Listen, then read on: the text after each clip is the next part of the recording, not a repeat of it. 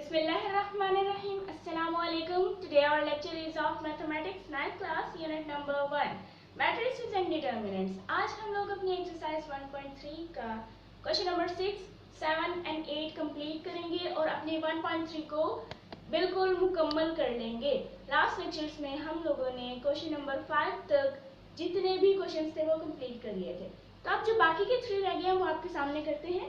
Question number 6 का पहला part मैंने आपके सामने लिख दिया है, जबकि क्वेश्चन नंबर 6 में जो पूछा गया है वो कुछ इस तरह से है कि अगर हमारे पास मैट्रिक्स ए होगा और वो स्क्वायर मैट्रिक्स है, उसके बीच में 4 क्वांटिटीज दी गई हैं, इसी तरह से मैट्रिक्स बी है, उसमें भी 4 क्वांटिटीज दी गई हैं, तो हमने फाइंड आउट क्या करना है।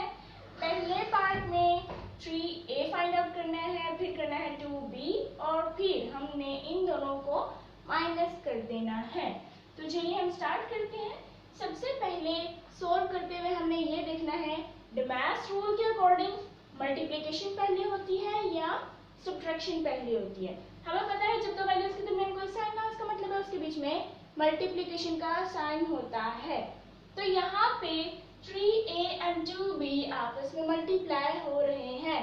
3 मल्टीप्लाई हो रहा है a के साथ और 2 मल्टीप्लाई हो रहा है b के साथ। तो हम सबसे पहले मल्टीप्लिकेशन करेंगे। यहाँ पे हम डालेंगे इक्वल। इक्वल डालने से पहले हम यहाँ 3a लिखते हैं क्योंकि हमने सबसे पहले 3a सॉल्व करना है। जब हमारा 3a सॉल्व हो जाएगा फिर हम 2a सॉल्व करेंगे। यहाँ लिखते हैं 3 और यहाँ मैट्रिक्स लिखते हैं a का, और a का मैट्रिक्स ये है, इसकी हम वैल्यूज पुट आउट कर लेते हैं। ये है 1 -2 3 and 4। अब हम इसको मल्टीप्लाई कर लेते हैं। 1 multiplied by 3 -2 multiplied by 3 multiplied by 3 similarly 4 multiplied by 3। यानी सामने वाली जो भी वैल्यू है जो मल्टीप्लाई हो रही है इस मैट्रिक्स के अंदर की एंट्रीज के साथ, तो वो हर एंट्री के साथ मल्टीप्लाई होगी, जैसे कि मैंने आपको करके दिखाया बिल्कुल इसी तरह से। अब नेक्स्ट हम इसका सॉल्यूशन निकालते हैं। 3 into 1 3 होता है, 3 into 2 6 होता है, लेकिन साइन का माइनस का आएगा क्योंकि 2 के साथ माइनस का साइन है। यहाँ मैं आपको फिर रिपीट करवा दूं कि हम लोग सिर्फ प्लस या माइनस करते वक्त बड़ी वैल्यू का साइन देखते हैं, मल्टीप्लिकेशन या डिवीजन करते वक्त बड़ी वैल्यू का साइन नहीं देखते। यहाँ अगर हम ये कहते हैं कि 3 बड़ा है उसके साथ प्लस है तो हम यहाँ भी प्लस डालेंगे, नो, ये मल्टीप्लिकेशन हो रही है, दैट्स व्हाई हम यहाँ पे जो साइन आएगा वही डाल देंगे। अब हम यहाँ देखते हैं 3 9 होता है, 4 into 3 12 होता है। ये आ गया हमारा आंसर 3a का। अब हम क्या करते हैं, हम लोग सॉल्व करते हैं 2b को। यहाँ हम कर लेते हैं 2b इक्वल लिख लेते हैं, यहाँ 2 लिखा और b की वैल्यूज लिख लेते हैं, उसकी एंट्रीज लिख लेते हैं। यहाँ पे है ये b की एंट्रीज दी गई है 0 7 -3 8। ओके, अब हम इसको मल्टीप्लाई कर लेते हैं। हमने यहाँ इक्वल डाला, ये 0 मल्टीप्लाई होगा 2 से, यहाँ 7 मल्टीप्लाई होगा 2 से, यहाँ -3 मल्टीप्लाई होगा 2 से, एंड लास्ट एंट्री इज 8 जो कि मल्टीप्लाई हो रहा है 2 से। हमने मैट्रिक्स क्लोज कर दिया। अब हम इसका फाइनल सॉल्यूशन निकालते हैं, और अगर हम यहाँ पहली एंट्री को देखें तो 2 को 0 से मल्टीप्लाई करें हमारे पास 0 आता है। हमने यहाँ 0 लिख दिया, 0 के साथ कोई साइन नहीं आता। 7 को 2 से मल्टीप्लाई करें 14 आता है, 3 को 2 से मल्टीप्लाई करें 6 आता है, साइन यहाँ माइनस का आएगा क्योंकि माइनस दिया गया है। अब 8 को 2 से मल्टीप्लाई करें तो हमारे पास 16 आता है। ये आ गया हमारे पास 2b। हमने 3a भी फाइंड आउट कर लिया, 2b भी फाइंड आउट कर लिया। अब हमने क्या करना है, 3a को माइनस कर देना है 2b के साथ, यानी इस मैट्रिक्स को इस मैट्रिक्स से हमने माइनस कर देना है। या हम लिख लेते हैं, ये है हमारे पास 3a minus 2b is equal to, यहाँ हमने सबसे पहले जो वैल्यू लिखनी है वो है 3a की, क्योंकि 3a की वैल्यू पहले दी गई है। ये आ जाएगा 3 माइनस 6 और ये एंट्री 9, ये एंट्री 12। अब यहाँ हम साइन डालेंगे माइनस का और वैल्यू लिखेंगे 2b की, 0 14 माइनस 6 16। अब हम इसको स्टैंडर्ड फॉर्म में लिखते हैं।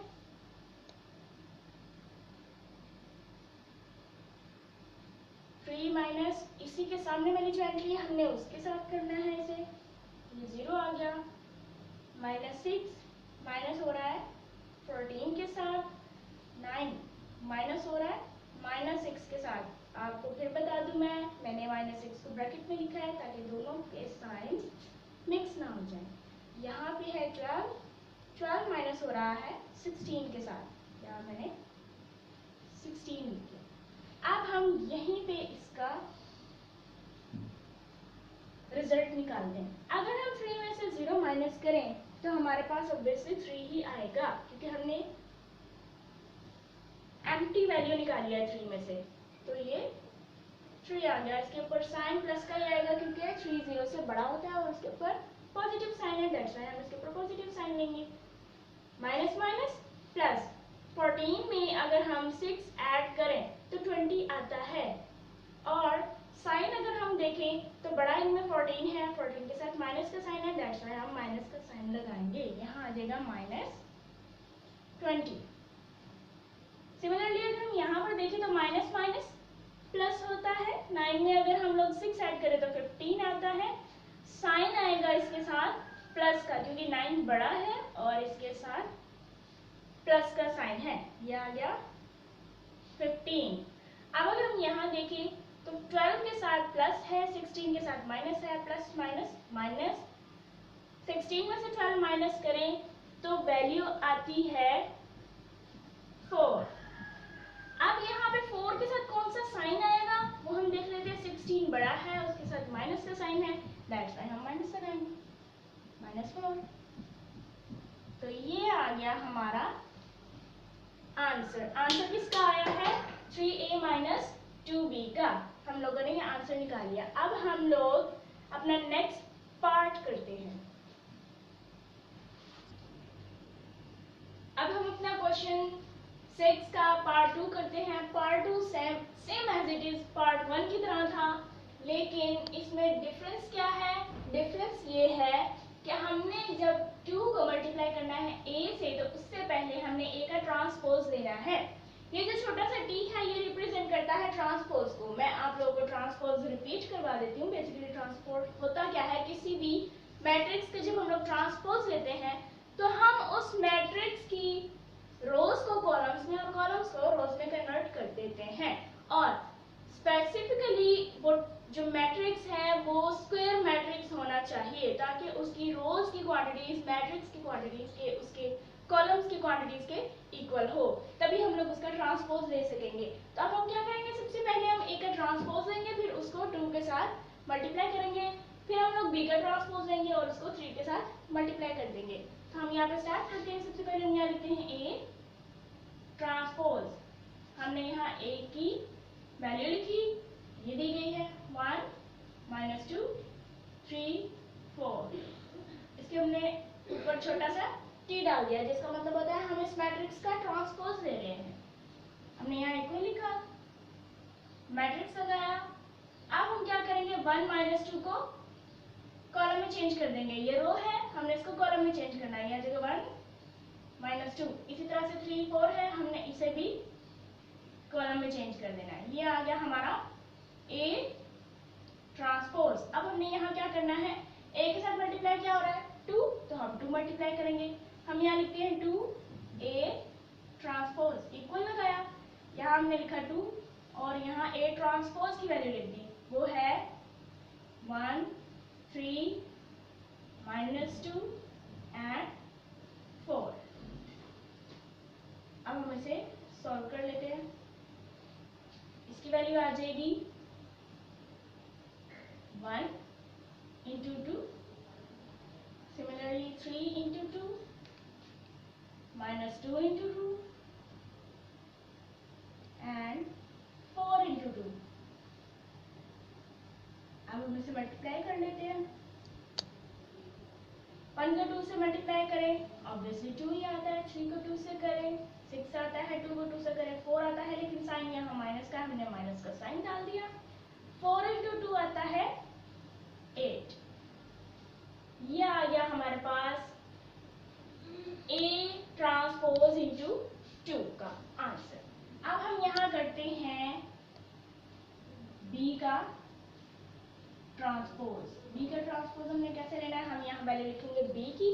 B की वैल्यू होती है हमारे पास 0, 7, -3 and 8। यहाँ पे हमने छोटा सा d डाला जो कि रिप्रेजेंट करता है कि इस मैट्रिक्स का हम लोग ट्रांसपोज ले रहे हैं। हमने इक्वल डाला और यहाँ पे हम इसकी वैल्यूज को आगे पीछे करते हैं। ये हमारे पास रोज है, हमने इसको कॉलम्स में कर देना है, तो ये 0 आ जाएगा, 0 के नीचे आ जाएगा 7। इसी तरह से ये रो है, इसको हमें कॉलम में कन्वर्ट कर देना है। ये 3 आ गया और नीचे आ गया 8। यह आ गया हमारे पास B का ट्रांसपोज। अगर हम कहते हैं यहाँ हम इसके साथ मल्टीप्लाई कर देते 3 को, तो यहाँ हम 3 लिख लेते और अब हम इसकी वैल्यूज पुट कर लेते हैं। 0 यहाँ पे मल्टीप्लाई हो रहा है 3 में, यहाँ -3 मल्टीप्लाई हो रहा है 3 में। सिमिलरली यहाँ 7 मल्टीप्लाई हो रहा है 3 में और 8 मल्टीप्लाई हो रहा है 3 में। अब हम इसकी फाइनल कैलकुलेशन निकाल लेते हैं। 3 को 0 से मल्टीप्लाई किया जाए तो 0 आता है। 7 को 3 से मल्टीप्लाई किया जाए तो 21 आता है। सिमिलरली यहाँ पे हम देखें तो 3 को 3 से मल्टीप्लाई करें 9 आता है, लेकिन साइन यहाँ पे माइनस का आएगा क्योंकि यहाँ माइनस है। 8 को 3 से मल्टीप्लाई करें तो हमारे पास 24 आता है। साइन सारे प्लस के आएंगे। अब हम लोगों ने 2a का ट्रांसपोज भी निकाल लिया और 3b का ट्रांसपोज भी निकाल लिया। अब हमने इन दोनों वैल्यूज को क्या कर देना है, माइनस कर देना है। तो यहाँ हम वैल्यूज लिख लेते हैं। यहाँ हम लिख लेते हैं 2a transpose minus 3b transpose equal कर लिया। यहाँ हमने वैल्यूज लिख लेंगे। ये आ गया 2a ट्रांसपोज की वैल्यू और ये आ गई 3b ट्रांसपोज की वैल्यू। हम इसको माइनस कर देंगे इसके साथ। पहली एंट्री 2 है, यहाँ पे पहली एंट्री 0 है। हमने यहाँ लिखा 2 माइनस 0। यहाँ पे जो दूसरी एंट्री 6 है और यहाँ दूसरी एंट्री माइनस साइन है, 6 माइनस 9। यहाँ पे माइनस का साइन बीच में हमने डालना क्योंकि हम दोनों को माइनस कर रहे हैं। यहाँ -4 है, माइनस होगा यहाँ पे 24 के साथ, 21 के साथ, -4 माइनस 21। यहाँ पे 8 है, 8 माइनस होगा 24 के साथ, यहाँ हमने लगाया 8, यहाँ लिख दिया -24। अब हम इसका फाइनल आंसर निकाल लेते हैं। 2 में से 0 माइनस करें तो ये ऑब्वियसली 2 ही आएगा। माइनस माइनस प्लस होता है। 6 में 9 अगर हम ऐड करें 15 आता है, लेकिन साइन माइनस का आएगा क्योंकि 9 बड़ा है और उसके साथ माइनस का साइन है। लेकिन जब हम इसका एक और सोल्यूशन करेंगे ना तो उसमें ये वैल्यू कन्वर्ट कैसे होगी, वो हो जाएगी 6 + 9 क्योंकि माइनस माइनस प्लस होता है, यहाँ पे प्लस आ जाएगा तो फिर वैल्यू प्लस की आएगी। यहाँ प्लस का 9 कंसीडर किया जाएगा। ओके, अब यहाँ पे हम देखते हैं माइनस माइनस प्लस होता है तो 21 में अगर हम लोग 4 ऐड करें आएगा 25, लेकिन बड़ी वैल्यू कौन सी 21, इसके साथ माइनस का साइन है इसलिए हम यहाँ पर माइनस डाल देंगे।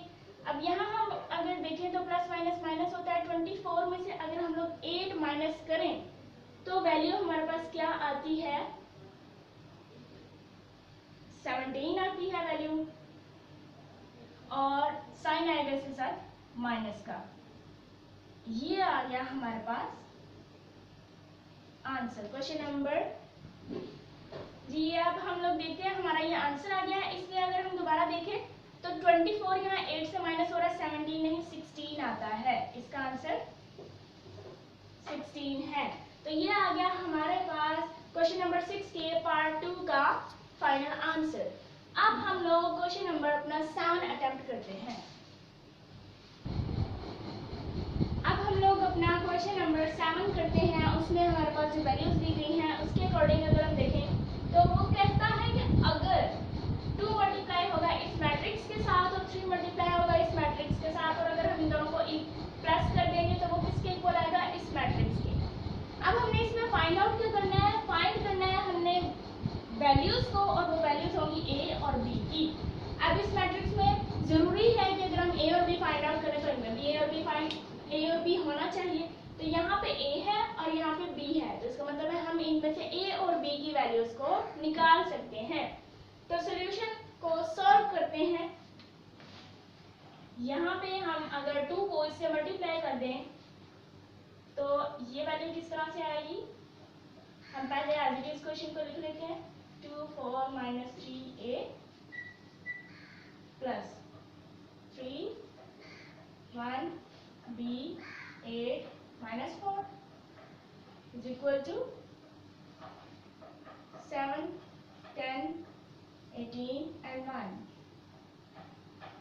अब मैं आपको बता देती हूँ हमने इसको सॉल्व कैसे करना है। हमने पहले 2 को मल्टीप्लाई करना है इस मैट्रिक्स के साथ, फिर हमने 3 को मल्टीप्लाई करना है इस मैट्रिक्स के साथ, एंड देन हमने दोनों को ऐड कर देना है। जब हम इन दोनों को ऐड कर देंगे तो जो वैल्यू इस b की बनेगी और इस b के सामने वाली जो एंट्री होगी हमने उन वैल्यूज को अलग कर लेना है, और फिर जो वैल्यू इस a के साथ ऐड हुई होगी, यानी जो एंट्री बन जाएगी a वाली, उसके इक्वल जो एंट्री आएगी वो 1 है, उसको हम लोग क्या करेंगे कि हम इक्वल रख के वैल्यू को निकाल लेंगे। ये बिल्कुल इसी तरह से हम इसको सॉल्व करेंगे। यहाँ हमने 2 के साथ इसको मल्टीप्लाई किया, ये वैल्यू आ जाएगी 2 इंटू 2, यहाँ आ जाएगा 4 इंटू 2, फिर आ जाएगा -3 into 2 and a into 2।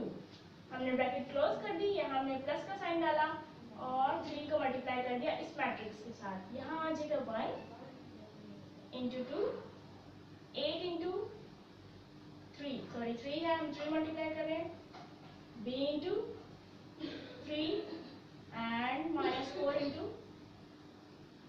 3। Okay, अब हमने क्या करना है, हमने इसे इक्वल कर लेना है। इक्वल किसके हैं ये, हमें पता है इस मैट्रिक्स के हैं, हम इसकी वैल्यू लिख लेते हैं 7 10 18 and 1, ये आ गई इसकी वैल्यू। अब हम क्या करते हैं, इसका सॉल्यूशन निकाल लेते हैं। 2 इंटू 2 आता है हमारे पास 4, 4 इंटू 2 आता है 8, 2 इंटू 3 आता है 6, लेकिन साइन माइनस का है क्योंकि 3 के साथ माइनस का साइन है।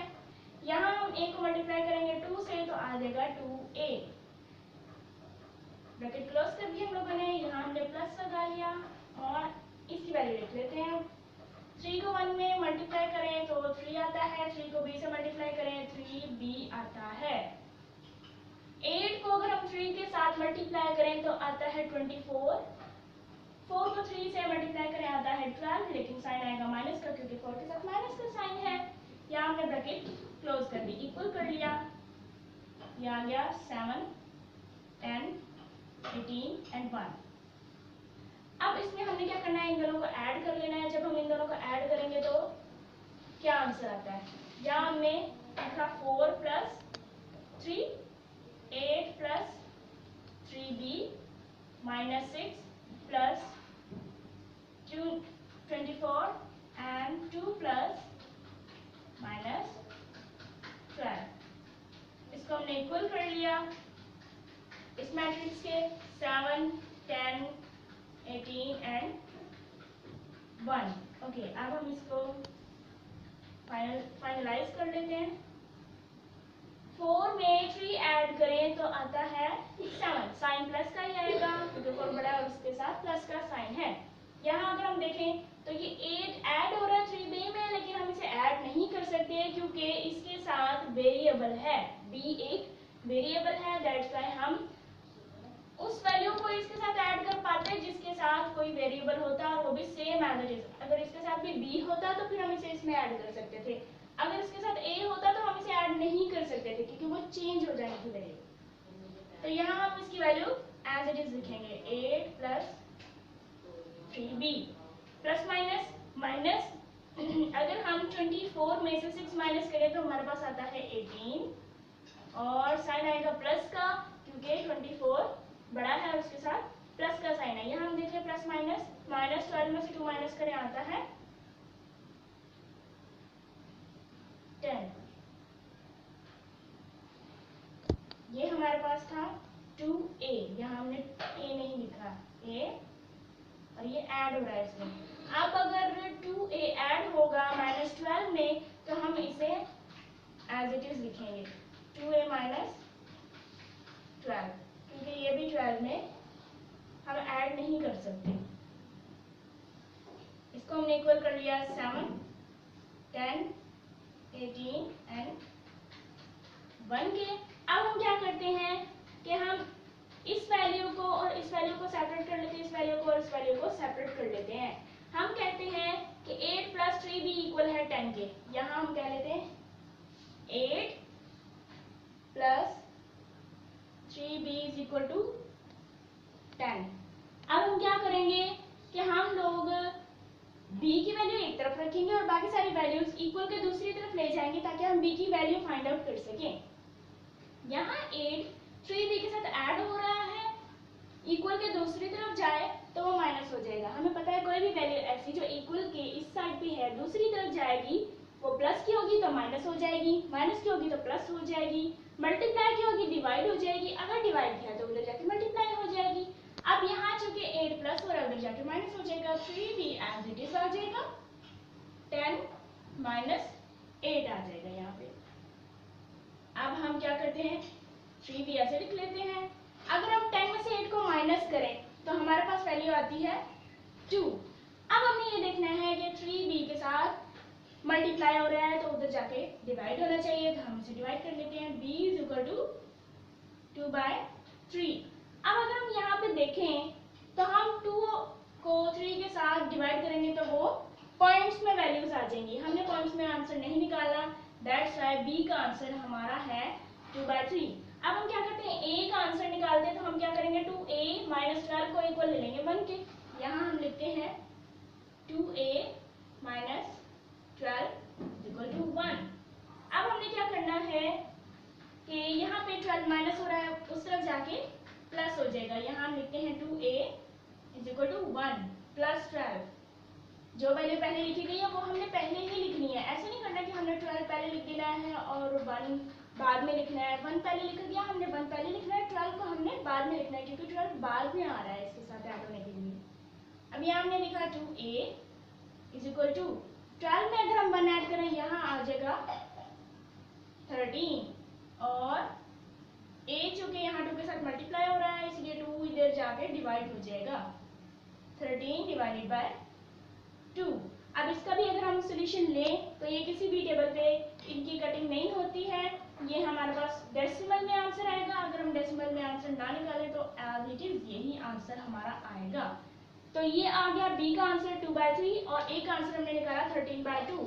ये था हमारा क्वेश्चन नंबर 7 और इसका हमने सोल्यूशन निकाला। उन्होंने पूछा था कि अगर हम इन वैल्यूज को देखें तो हम a और b को कैसे फाइंड आउट करेंगे। यहाँ मैंने आपको a और b का आंसर निकाल के दिखाया, हम इसे कैसे सॉल्व करेंगे। तो आज के हमने लेक्चर में क्वेश्चन नंबर 6 और 7 पढ़ा। नेक्स्ट वीडियो में इंशाल्लाह क्वेश्चन नंबर 8 पढ़ेंगे। तो हमारे नेक्स्ट वीडियो में आप जरूर देखिएगा अगला क्वेश्चन। तो आज के लिए इतना ही। देखो, सोचो, पूछो, सीखो। The more you know the more you grow.